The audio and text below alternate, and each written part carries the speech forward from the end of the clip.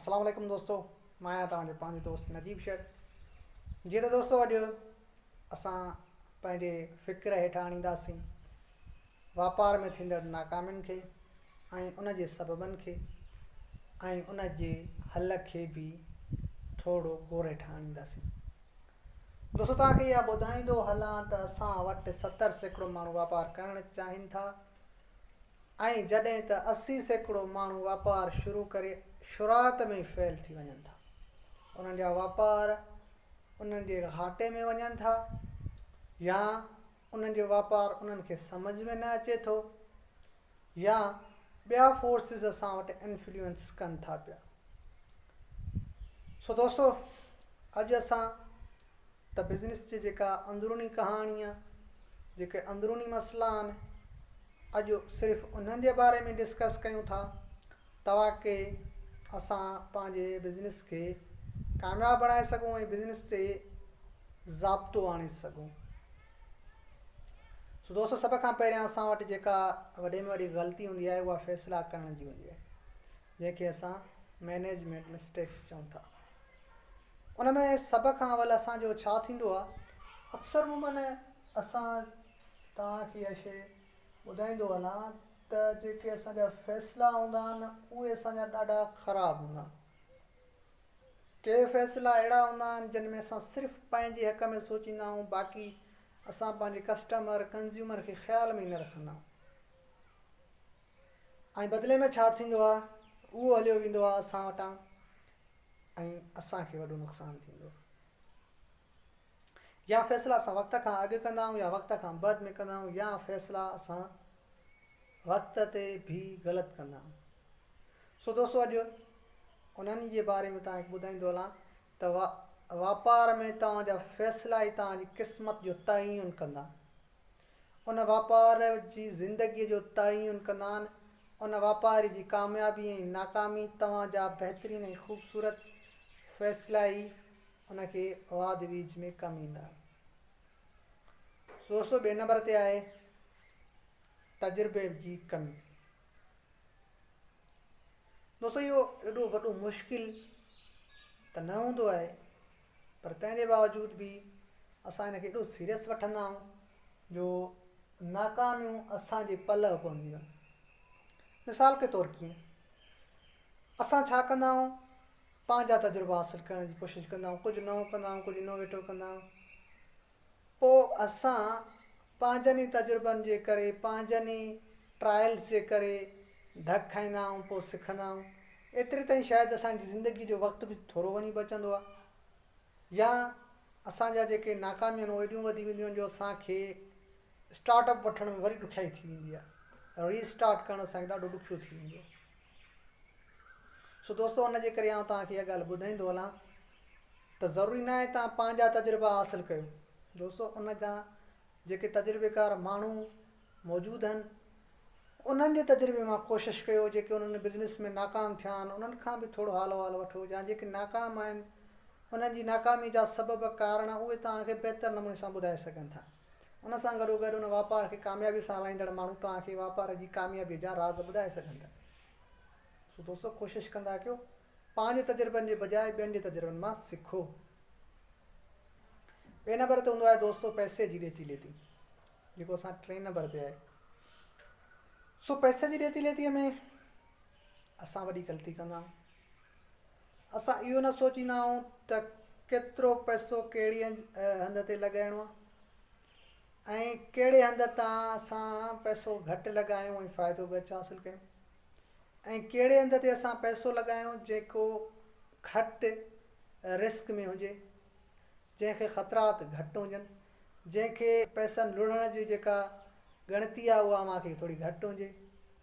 उन सां गॾोगॾु इहो बि असांखे ज़हन में रखणु घुरिजे त जेके असांजा पैसा आहिनि उहे जेके असां प्रॉफिट जा पैसा आहिनि उहे असां बिज़नेस में सीड़ायूं था या प्रॉफिट ॿाहिरि कढूं था, या जेके तव्हांजा ज़ाती अख़राजात आहिनि, जीअं तव्हां बिज़नेस में चांहि पियो था, कंहिं दोस्तनि खे डिनर लंच करायो था या कुझु बि कयो था, पार्टीज़ कयो था, अख़बार जो ख़र्चो आहे वग़ैरह वग़ैरह, जेको तव्हांजा पर्सनल ख़र्चा आहिनि उहे तव्हां बिज़नेस में ख़र्चु कयो था या उहे तव्हां ज़ाती जेब मां वेठा।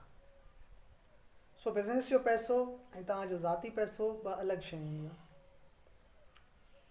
सो दोस्तों इहे बि शयूं असांखे ख़्याल में रखणु घुरिजनि त जॾहिं असांजो वापारु नाकामीअ तरफ़ वञे त उनखे रिकवर करणु, उनजो भरपाउ करण जे लाइ असां वटि कहिड़ा ज़रिया मौजूदु आहिनि, या त असां उहो तव्हां खां बिज़नेस मां ई शयूं खपाए करे उनजो भरपाउ कयूं, जेके असांजे कमु कंदड़ आहिनि उन्हनि खे कुझु घटायूं, उन्हनि जी पघारूं घटायूं, या उन्हनि जा जेके बोनसिस आहिनि उहे असां घटि कयूं, या असां लोन वठूं ॿाहिरों। लोन वठूं त कंहिंखां वठूं। कॾहिं कॾहिं ईअं थींदो आहे असांजो जेको बिज़नेस जो प्रॉफिट हूंदो आहे ऐं जेको असां लोन वठंदा आहियूं उन जेको इंट्रस्ट हूंदो आहे उहो वरी असांजे प्रॉफिट खां हाई हूंदो आहे। सो दोस्तों ईअं बि न आहे करिणो। उन सां गॾोगॾु ॿिया तव्हां बि केतिरा ई ऑप्शन थी सघनि था। सो चवण जो मक़सदु आहे तव्हां पैसे जी ॾेती लेतीअ में ॾाढा मोहतात हुअणु घुरिजो। नंबर चौथे ते आहे जेका असांजी मां सम्झां थो वॾे में वॾी ग़लती बि हूंदी आहे, तव्हांखे आउं ॿुधाईंदो हलां त नंबर चौथे ते आहे मार्केटिंग। दुनिया जे जेके वॾे में वॾियूं कंपनियूं आहिनि दोस्तों तव्हांखे ॿुधाईंदो हलां त उहे 70 खां 75% सिर्फ़ु मार्केटिंग ते ख़र्चु कंदियूं आहिनि। बाक़ी 25% में शयुनि जे ठहण जो ख़र्चु, ट्रांसपोर्ट जो ख़र्चु, उन में एम्प्लॉइज़ जी पघारूं आहिनि, अलाए केतिरा ॿिया ख़र्च, सिर्फ़ु 25%। बाक़ी 75% सिर्फ़ु उन जे मार्केटिंग ते ख़र्चु कनि थियूं। मार्केटिंग ई फ़ैसिलो कंदी आहे त तव्हांजो वापार में क्वालिटीज़ कहिड़ियूं आहिनि, तव्हांजो वापारु केतिरो माण्हुनि खे फ़ाइदो ॾेई सघे थो, तव्हांजो वापारु थोरी रक़म में, तव्हांजो वापारु थोरी रक़म में केतिरो फ़ाइदो ॾेई सघे थो, कंहिं कंहिं जे लाइ फ़ाइदेमंद आहे, माना पंहिंजी शइ खे मार्केट में आणणु। सो मार्केटिंग मार्केट अहिड़ी जॻह हूंदी आहे जिते वठंदड़ ऐं खपाईंदड़ ॿई गॾिबा आहिनि। सो इहा ॾाढी ख़ूबसूरत जॻह हूंदी आहे बिज़नेस लाइ। उन सां गॾोगॾु तव्हांखे ॿुधाईंदो हलां त असांजो जेका प्लैनिंग हूंदी आहे उहा डिघी टर्म लाइ प्लैनिंग न हूंदी आहे, जेका असां नंबर 5 ते चऊं था। असां थोरे टाइम लाइ प्लैनिंग कंदा आहियूं ऐं बदिले में छा थींदो आहे जो असां इहो ज़हन में रखंदा आहियूं त वॾा वापार, वॾा बिज़नेस जी डिघी सोच रखंदा आहिनि, असांखे न रखणु घुरिजे। सो दोस्तो तव्हांजो बिज़नेस आहे इनशाला इहो अॻिते वधंदो वेंदो, इहो बि तरक़ी कंदो, सुभाणे इनखे बि वॾो थियणो आहे। उनजे करे इन जी वॾपण ऐं इन जी वाधवी जे लाइ तव्हांखे डिघी नज़र रखणी पवंदी। सिर्फ़ु जेकॾहिं तालुके लेवल ते तव्हांजो बिज़नेस आहे तव्हांजी नज़र ज़िले लेवल, सूबाई, कंट्री ऐं फॉरेन लेवल ताईं हुअणु घुरिजे। त सुभाणे तव्हां बि पंहिंजे फ़ैसिलनि जे ज़रिए थी सघो था मार्केट लीडर। उन खां पोइ आहे जेका असांजो वापारु आहे उन ते असांजो कंट्रोल न हूंदो आहे। असांखे ख़बर न हूंदी आहे त असांजी टारगेट मार्केट केतिरी आहे, असांजा माण्हू केतिरा आहिनि, असांजो वठंदड़ केतिरो आहे, असां ॾियूं कंहिंखे, कहिड़ा कहिड़ा माण्हू असांखां शयूं ख़रीद कनि था पिया ऐं कंहिं कंहिंखे असां ॾियूं। उन सां गॾोगॾु असांजी जेका शयूं आहिनि उहे केतिरियूं ठहंदियूं पियूं, असां ऑर्डर केतिरा था वठूं, ऐं मतिलबु असांजी हिकिड़ी रिसर्च मार्केट असांजी पूरी न हूंदी आहे। उन जे करे बि असांजो वापारु नाकाम थिए थो पियो। उन सां गॾोगॾु आउं तव्हांखे ॿुधाईंदो हलां जेकी असां वटि आहे नंबर 6 ते, उहा आहे प्राइसिंग रेट सेट करणु। असां जेके रक़म शइ जी ठाहींदा आहियूं उहा त मां सम्झां थो त तमामु वॾी अहमियत रखंदी आहे। अक्सर मूं असां छा कंदा आहियूं, शयुनि जा ख़र्चा कढी बि वठी रहियूं, अहिड़ो रेट सेट कंदा आहियूं जंहिंमें असांखे वॾे में वॾो फ़ाइदो थिए। पर दोस्तो इहा तव्हांखे ॿुधाईंदो हलां त मार्केट में सिर्फ़ु तव्हां ई न आहियो, तव्हांजा ॿिया बि कॉम्पिटिटर्स आहिनि जेके तव्हां ते बांस वारी अखि रखी वेठा आहिनि।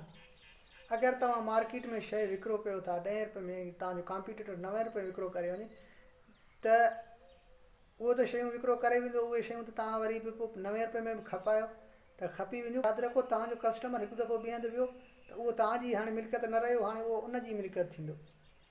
छो त मार्केट लीडर्स ॾाढा ख़तरनाक हूंदा आहिनि। तव्हांखे ख़बर आहे मार्केट में जेके माण्हू मौजूदु हूंदा आहिनि न उहे गंजे खे कंगो वठाइणु ॼाणनि ऐं ख़्वाजा सिरा खां ॿारनि जो पैम्पर वठी वठराए ॼाणनि, अहिड़ी ख़तरनाक मार्केट स्ट्रेटजीज़ में तव्हांजी जेका प्राइसिंग रेट आहे उहो तमामु घणो इफेक्ट करे थो पियो। क्वालिटी इफेक्ट करे थी पई, क्वालिटी क्वांटिटी सभु कुझु शयूं इफेक्ट कनि थियूं तव्हांजी प्राइस मूजिबि। उन खां गॾो गॾु हूंदो आहे दोस्तो आख़िर में त जेको असांजो बिज़नेस आहे उहो असां कॾहिं शुरू कंदा आहियूं कॾहिं ख़तमु कंदा आहियूं, ईअं न करणु घुरिजे। असांखे कंटिन्यूटी क़ाइमु करणी पवंदी, तॾहिं असांजो वापारु कामयाबु थींदो। कंटिन्यूटी टुटंदी असांजो वापारु डाउनज़िंग में वेंदो, असांजे डिक्लाइन पोज़ीशन में अची वेंदो। सो कोशिशि कंदा कयो त वापार जेका कंटिन्यूटी आहे उहा जारी ऐं सारी रहे। महिरबानी।